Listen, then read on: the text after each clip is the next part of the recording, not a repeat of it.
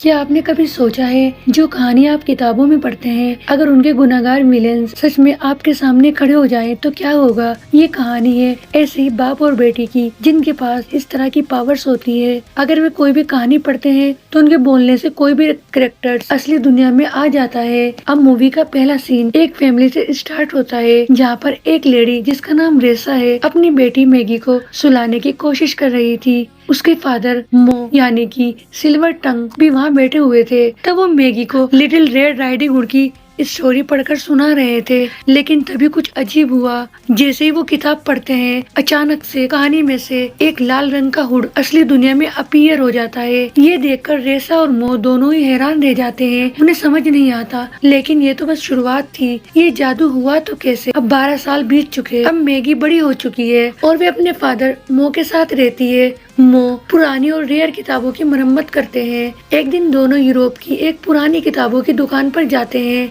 Maggi को सिर्फ ये लगता है वो बस किताबें देखने आए थे लेकिन असल में सिल्वर टंग एक खास किताब तलाश में थे और तभी वे मिस्टीरियस बुक उनको मिल जाती है जिसका नाम इंक हार्ट है, जिसे देखकर वे बहुत खुश होता है। और दुकान से बाहर निकलते ही अचानक से एक सींग वाला नेवला उसके सामने आ जाता है। अब वो नेवला मो की उंगलियों को काटने की कोशिश करता है। ये देखकर वो घबरा जाता है क्योंकि वे जानता है ये कोई ऑर्डिनरी जानवर नहीं है। मैगी समझ नहीं पाती उसके फादर आखिरकार इतने डरे हुए क्यों हैं। और तभी अंधेरे में से एक अजीब सा आदमी बाहर आता है और वे मो को उसके पुराने नाम से बुलाता है यानी कि सिल्वर टंग और वो उसका पुराना दोस्त बताता है। सिल्वर टंग उसे देखते ही पहचान लेता है ये आदमी और कोई नहीं डस्ट फिंगर है। डस्ट फिंगर घबराया हुआ दिखाई देता है और वो उससे कहता है जल्दी से किताब पढ़ो। मैगी ये सुनकर पूरी तरह से उलझ जाती है और वे अपने फादर से बार बार पूछती है ये आदमी कौन था लेकिन वे उसे कुछ भी नहीं बताते। और तब समझ आता है खतरा अभी टला नहीं था। इसीलिए वे अपनी बेटी मैगी को लेकर उसकी परदादी के पास इटली आ जाता है जिसका नाम एलिनोर है। मैगी की दादी के पास पुरानी किताबों का बहुत सारा कलेक्शन है जिसे वो बहुत प्यार करती है। तब एक रात मैगी उनकी लाइब्रेरी में से एक बुक को टच करती है तो उसकी दादी उसे ये सब करने को मना करती है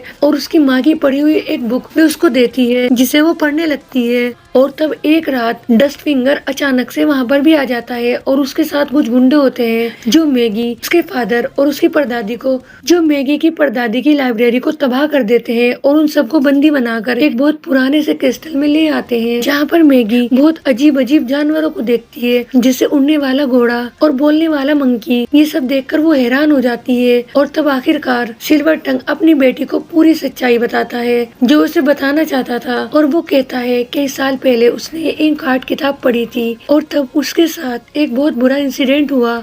मो के पास एक जादुई पावर है जो वो किसी किताब को जोर से पढ़ता है तो किताब के सारे कैरेक्टर्स असली दुनिया में आ सकते हैं। और उसी रात अनजाने में उसने डस्ट फिंगर को किताब से बाहर निकाल लिया था लेकिन उसके साथ साथ बुक से खतरनाक और भी विलेंस बाहर आ गए थे जैसे कैप्रिकॉन और उसका साथी पास्ता। सबसे दुख की बात ये थी उसी टाइम उसकी मदर रेसा किताब के अंदर चली गई।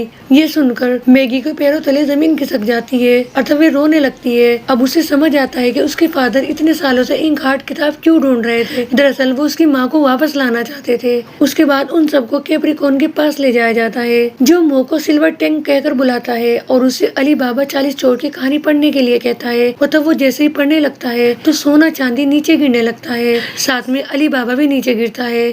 तब कैप्रिकॉन के आदमी सारा सोना चांदी इकट्ठा करने लगते हैं और अली बाबा को बंदी बनाकर जेल में डाल देते हैं और उन सबको भी उनके साथ बंद कर देते हैं। उसके बाद कैप्रिकॉन सिल्वर टंग को ये बताता है उसने सारी इंक हार्ट की कॉपी जला दी, ये सिर्फ लास्ट कॉपी है और वे इसे भी जला देगा क्योंकि वे नहीं चाहता वो किताबों की दुनिया में फिर से वापस जाए। तब डस्ट फिंगर उससे कहता है तुमने मुझे धोखा दिया, तुमने मुझसे वादा किया था तुम मुझे वापस किताब में भेज दोगे।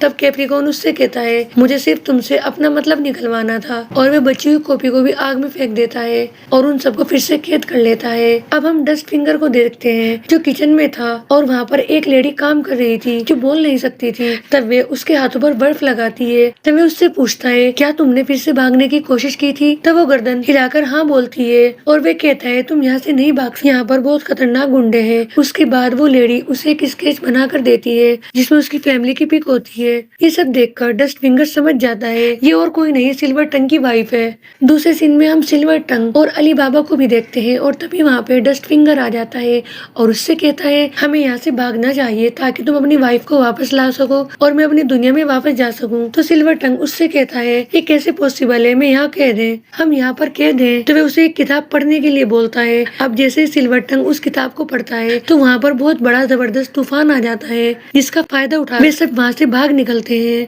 अब हम देखते हैं पीछे से रेसा सिल्वर टंग को देख लेती है और वो उसे पुकारने की कोशिश करती है लेकिन वो बोल नहीं सकती थी और डस्ट फिंगर भी उसे देख लेता है लेकिन वो उसकी हेल्प नहीं करता, ना ही वे सिल्वर टंग को असलियत बताता है क्योंकि वे सोचता है अगर उसने ये सब बता दिया तो वे उसकी मदद नहीं करेगा, ना उसे दोबारा से किताब ढूंढने में हेल्प करेगा, इसलिए वे उसे कुछ भी नहीं बताता। और तब वे सब बुक के राइटर के पास जाते हैं और उससे रियल कॉपी मांगते हैं। पहले तो वो बोलता है कैप्रिकॉर्न ने सारे पेज जला दिए, तब उसे एक हार्ड कॉपी उसके पास रखी हुई थी तो वे डस्ट फिंगर और सिल्वर टंग को दे देता है, जिसे देखकर डस्ट फिंगर बड़ा खुश होता है और उससे बोलता है जल्दी से किताब पढ़ो, मुझे वापस जाना है। सिल्वर टंग उससे बोलता है पहले मैं अपनी वाइफ को बुलाऊंगा तब तुम्हें वापस भेजूंगा। तब गुस्से में आकर सिल्वर टंग उससे बोलता है तुम्हारी वाइफ तो वहाँ पर है ही नहीं, वो तो इसी दुनिया में है। और तब वे उसे सारी सच्चाई बता देता है। तब सिल्वर टंग को बड़ा गुस्सा आता है, वो कहता है तुमने मुझे धोखा दिया। तो इससे पूछता है वो कहाँ है, तो वे बोलता है वे कैप्रिकॉर्न के कैस्टल में कैद है। अब वे अपनी बेटी मैगी को राइडर के पास छोड़ जाता है ताकि वे यहाँ गुंडे से सेफ रहे। और उसके बाद अब इधर मैगी रात में एक बुक पढ़ रही थी जिसमें से एक डॉगी टोटो बाहर आ जाता है। दरअसल वो भी सिल्वर टंग ही थी, यानी वो जो पढ़ सकती थी वो सब कैरेक्टर जिंदा हो सकते थे और ये सब उसे विरासत में मिला।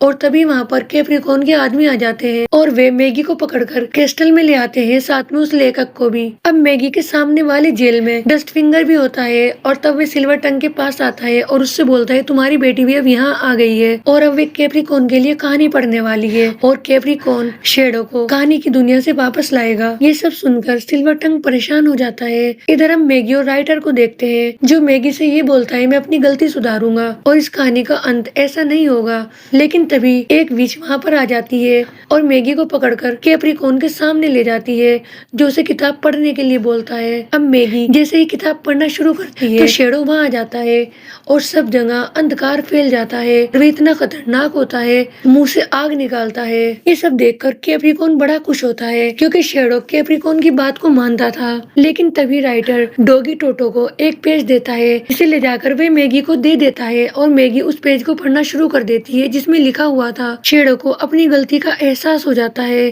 कि उसने बहुत सारे लोगों को मारा था और वह अब उनके दर्द को महसूस कर सकता था और जिस लोगों ने उसे ये सब करने के लिए मजबूर किया था वो उनको सबको सजा देगा। ये देखकर कैप्रिकॉर्न घबरा जाता है क्योंकि जो मैगी पढ़ रही थी शैडो वही कर रहा था। तभी अचानक से एक आदमी मैगी से वो पेज छीन लेता है और तब सिल्वर टंग अपनी बेटी से बोलता है कहानी को पढ़ो। तो मैगी उससे बोलती है कैसे पढ़ूं, मेरे पास तो पेज ही नहीं है। तब सिल्वर टंग एक पेन उसकी तरफ फेंकता है तो मैगी उस पेन से अपने हाथ पर लिखना शुरू कर देती है। कैप्रिकॉर्न धूल में बदल गया और नीचे चढ़ गया और जितने भी कहानी के कैरेक्टर्स थे और शैडो भी वापस अपनी दुनिया में चले गए। और सब ऐसे ही होता है जैसे मैगी पढ़ती है, सब वाकई अपनी दुनिया में चले जाते हैं। लेकिन अफसोस की बात ये थी डस्ट फिंगर अभी भी वहाँ पर था क्योंकि जब मैगी कहानी पढ़ रही थी वे थोड़ा दूर था और वे सब सुनकर उदास होकर चला जाता है क्योंकि वे सोचता है सिल्वर टंग को उसकी फैमिली मिल गई तो वे अब उसकी मदद क्यों करेगा। लेकिन उसका ये सोचना गलत था। अब सिल्वर टंग उसके लिए किताब को पढ़ता है और उसे वापस बुक में भेज देता है जहाँ पर वो भी अपनी फैमिली से मिलता है। इस तरह से इस मूवी की हैप्पी एंडिंग हो जाती है।